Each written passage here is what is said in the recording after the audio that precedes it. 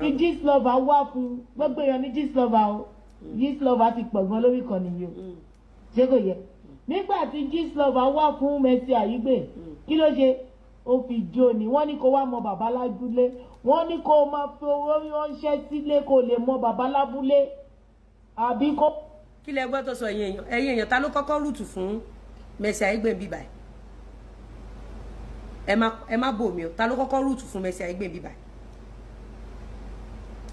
Kálẹ́ni kan ṣoṣo tẹ́ tí ó ń rúùtù fún Mercy bí, even before marriage Mercy, even during marriage Mercy, tí Gistlover fẹ́ túká. Ẹ̀yin èèyàn wa, Lizzy Anjorin ó tẹ̀síwájú láti máa bá arábìnrin tí a mọ̀ sí Mercy Aigbe láti máa bá jà. Ó ń bá jà gidi gan ni o lórí ọ̀rọ̀ tí ó ń lọ lọ́tùn lósì. Ẹ̀yin tèmi, lórí ọ̀rọ̀ ìjà àwọn méjèèjì, ó ní Mercy Aigbe ó ní níṣe ni ó betray òun.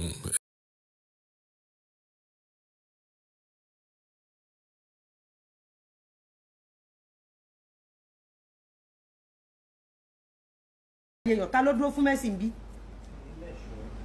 Ẹ jọ̀ọ́ ẹ kò bá mi dárúkọ ẹni yẹn. Ṣé gbọ́? Ó nígbà tí Gistlover wá fún Mercy Aigbe pé mò ń jó ni. Ẹ jọ̀ọ́ èèyàn gbogbo ìgbà tí Mercy lòun ṣe wedding, ta ló dúró fún Mercy bí?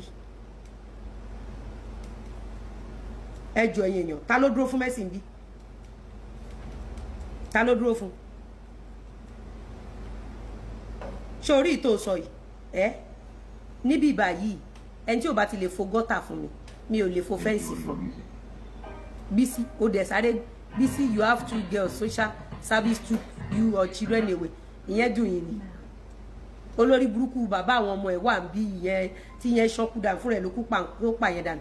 Ẹ̀yin èèyàn ta ló dúró fún Mercy gbogbo ìgbà tó ṣe wedding?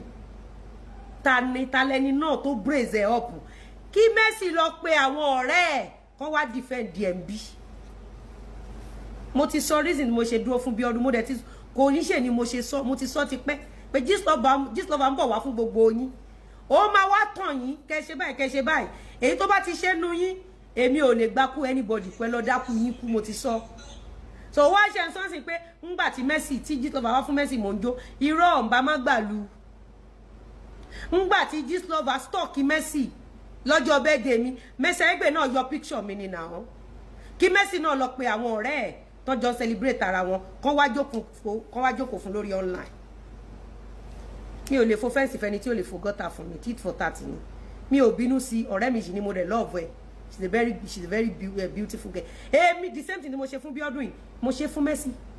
Láì mọye gbà. Lọ ní ká wá fi tẹ́ kéèsì yín pẹ̀lú kéèsì wa, ká wá fi rán yín lọ ẹ̀wọ̀n. Iṣẹ́ tí Bísí ń ṣe nìyẹn. Kí lorúkọ brother wa? Agbẹ́dẹ̀gbẹ́yọ̀. TV Dorcas àbí Esabod. Any one of them, any police station tọ́n bá ti mú ẹ jọ pé wá. Àwọn ò mọ ọlọ́pàá o, mi ìdẹ̀ máa dájọ́, mi ìdẹ̀ ní lọ́ọ̀yà. Ẹ rí pé gbogbo nǹkan tí Bísí fẹ́ mọ̀ tó wáyé pé mo ní lọ́ọ̀yà ní ìgbà fún Bísí tòótọ́, mi ò ní lọ́ọ̀yà, mi ò lọ́lọ́pàá, mi ì mọ anybody. Wá gbé òtítọ́ dání. Esabod ò lè wà nílùú òyìnbó kó máa bà tèèyàn jẹ́ kó wá lóun fẹ́ fọlọ́pàá máa lọ léèyàn kì í. Ẹ gbọ́ mi, ẹ wo bí ẹ rí bó lórí burúkú ṣe kà. So ẹ bá wa kọrin ìdárò fún lórí burúkú yìí. Ó ti kú o, ó ti kú lánàá lórí burúkú ọmọ. Ó ti fọjọ́ ọlọ́jọ́ lọ, iṣẹ́ búlì ló ń ṣe. Gbogbo èèyàn ló ń bú, abú Tinubu, abú governor, abú gbogbo àwọn tó wà successful lórí burúkú ọmọ ń bú. Ó búyàn títí wọ́n deport ẹ̀ láti Cairo, lórí burúkú ẹ̀ ti padà kú rè. Ó ti kú o. Ẹ bá wa ṣá RIP fún. Ó ti kú o. Justina Kayode, ó ti kú o. Ó dẹ̀ sì ní ìyá láyé olórí burúkú yẹ yóò fò yóò ṣì. Olórí burúkú yẹ ń ba tèèyàn jẹ́ ní láyé gbogbo ọmọ kò ṣe já sójú ọ̀nà. Olórí burúkú ìyá tó bí ọmọ méje ló bí. Orí burúkú tí yẹ ṣe títí tó ọmọ méjèèjì yẹ. Mò ń gbé ìyá ẹ̀ bọ̀. A ní dáríjì ẹ̀ bó ṣe wà nínú kòtò yẹn tó ti kú. A ní dáríjì olórí burúkú ìyá tó bí ẹ lọ́mọ. Guys, ẹ má gbàgbé gbára là ń búra. Do the right thing at the right